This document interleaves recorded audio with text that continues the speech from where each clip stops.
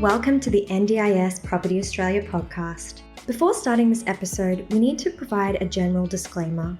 Information contained in this podcast is general in nature only. It does not take into account the objectives, financial situation, or needs of any particular person.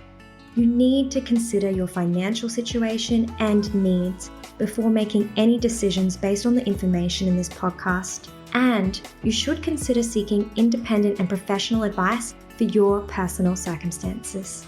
All right, let's begin.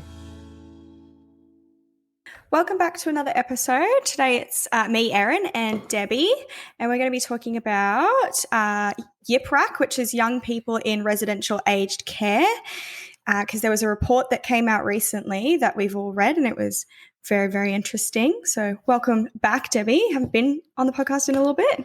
No, I haven't. It's great to be here. Thanks, Eryn. That's all good. So in 2019, the numbers of people under 65 in aged care were about 6,000. And at the time, the Morrison government implemented some YPIRAC targets of no people under 65 entering residential aged care by 2022, no people under 45 living in residential aged care by 2022, and then no people under 65 living in residential aged care by 2025. So, I mean, I guess, why are young people entering aged care at all, Debbie? Well, they usually enter via hospital. There are currently more than 1,100 Australians with disability stuck in hospital, ready for discharge, but they're unable to go anywhere because they're waiting for the NDIS to process their paperwork and approve funding. Oh my gosh. When senior people get stuck in hospital and can't return home because of their health or their disability, the aged care system can provide funding for housing and support in 3 days. When younger people get stuck in hospital and can't be discharged because they require supports or accessibility not available to them in their home, the NDIA take an average of 60 days to approve NDIS access and housing support funding. And 26% of those decisions take more than 90 days.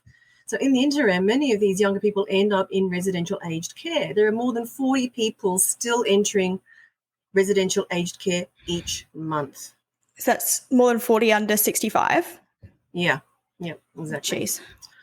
So, and stays in hospital for people that can't leave because there's simply nowhere for them to go without NDIS funding costs the Australian taxpayers twice the cost of accommodating them in accessible housing with disability support. Sometimes it can take a year or more for them to be discharged from hospital while they wait for suitable funding and housing. And for Australians stuck in this situation, it's terrible. It greatly impacts their relationships, their confidence, their independence. And you can imagine what it was like in the last couple of years with the COVID pandemic. And they wouldn't have been able to have any visitors. They'd just be stuck in the hospital. Like, there'd be no one. Even aged care places are still pretty shut down, I think, at the moment. Yep, exactly. So it's a pretty dire situation, and it's a shame that it's still happening. Yeah.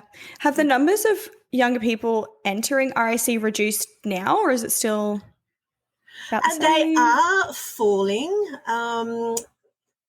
791 younger people dropped out of residential aged care system in the past year, but unfortunately most of those are for the wrong reasons. Oh, okay.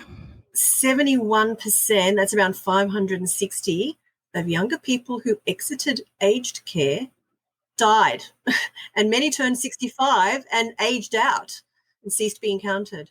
So the remainder, some left to go to hospital, some returned home, but only 30 moved into NDIS-funded housing. 30 is a pretty small number when you think about it, like out of 700. Out of 791, it's just 30. Yeah, so it's just not good enough at all. No. How do we stop young people entering RAC, do you think? Well, the NDIA, that's the National Disability Insurance Agency, they need to match the efficiency of the aged care system and fund younger people at risk of entering residential aged care with housing and support within 10 days. So this brings in the Down to 10 Days campaign, which has recently been implemented. It's a coalition of over 130 health, housing and disability organisations calling on the new federal government to commit to funding housing and support for NDIS participants when it's needed. Bureaucratic delays in the NDIA require addressing. Preventing new admissions of young people to residential aged care is a key reason why. Yeah. Wow. I'll put a link in the description for more about the Down to 10 Days campaign as well, so everyone can go and visit that. But I guess another definitely, good, I was going to sign the petition that they've got on that webpage. So recommend you all go ahead and do that. Yeah, absolutely. Because it's really important. Like there's so many young people who just simply can't get funding and can't move into a proper NDIS home and are just stuck in hospitals and aged care. It's a real big issue. And I guess on that, how do we get younger people who are stuck in residential aged care out? Well, younger people who are living in residential aged care need independent and skilled support to document their housing needs and preferences. So this data would provide the specialist disability accommodation market with the detailed information needed to build fit-for-purpose housing for younger people in residential aged care. And additionally, the Summer Foundation has partnered with the Victorian and the South Australian. That's because I'm married to a South African. The South Australian governments to deliver a housing brokerage service that supports discharge planners to document housing and support needs and to identify housing options. So expanding this service to other states, in addition to timely and accurate NDIA funding decisions, would prevent most residential aged care admissions and help get younger people out of residential aged care. Yeah, and it's a really big issue. Like just thinking about it, like I can't imagine if I was in aged care right now, because I'm only 20, and imagine me being in aged care and I'm just stuck there because I can't get funding. I literally cannot imagine what it'd be like. No, I can't either. It would be grim.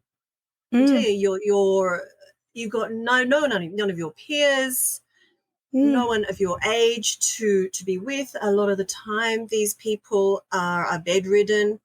They're stuck in a wheelchair. They've got no one to talk to, and they can't get out. They don't have the supports to enable them to go out, to get out of the place for a visiting. And and as we just said before, with the pandemic, with lockdowns and aged care facilities still being, off limits for visits, then, awful. Yeah. Really, really. So obviously at the start I mentioned that there was those 3 targets, being the no people under 65 entering residential aged care by 2022 and no people under 45 living in residential aged care by 2022, and then no people under 65 in residential aged care by 2025. What do you think the chances are of those targets even being met at all? Because obviously it's almost halfway through 2022 now. It is, yeah.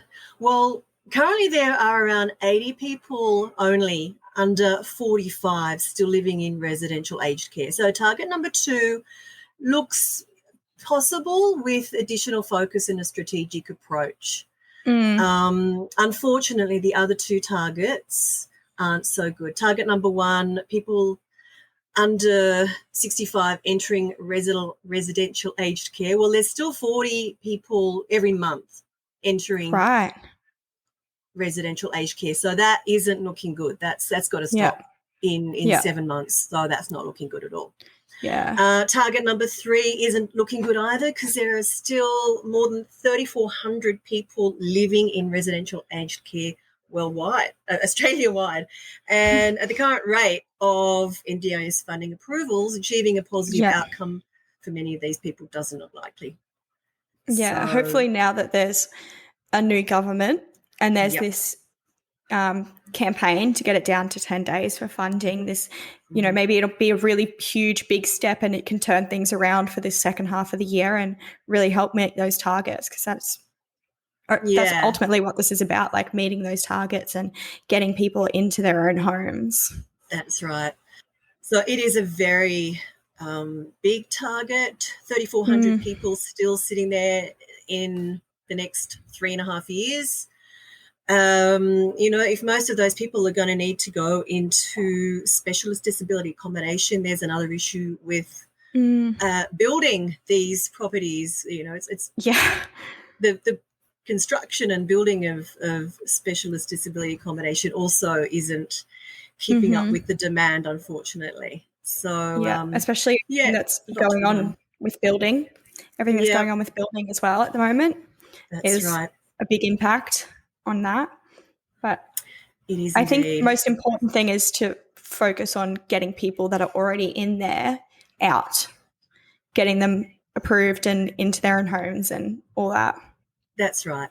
So SDA obviously is the end best outcome for those people who do receive SDA funding, but there are other alternates until a suitable property can come along for them, such as group homes and medium-term accommodation, short-term accommodation for those who only need a short period of time to be looked after. So there are other options there to assist in these targets being met, but ultimately it comes down to the NDIA upping their game with approving NDIS plans and funding levels for people.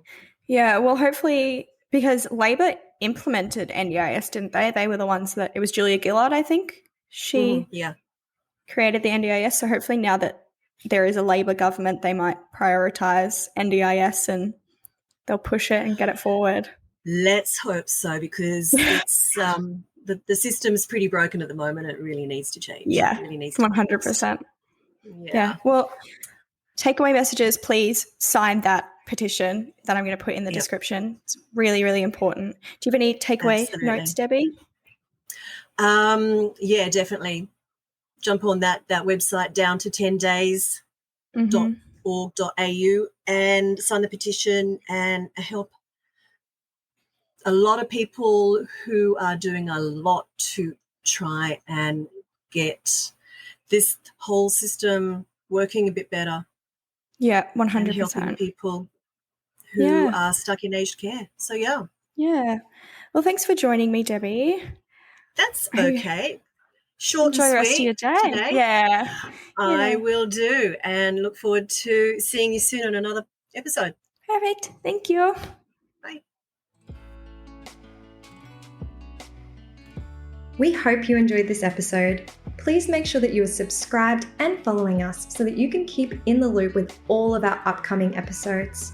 We would really appreciate it if you could leave us a 5-star rating, a written review, and to share this episode with those that can benefit. Until next time, catch you on the next episode.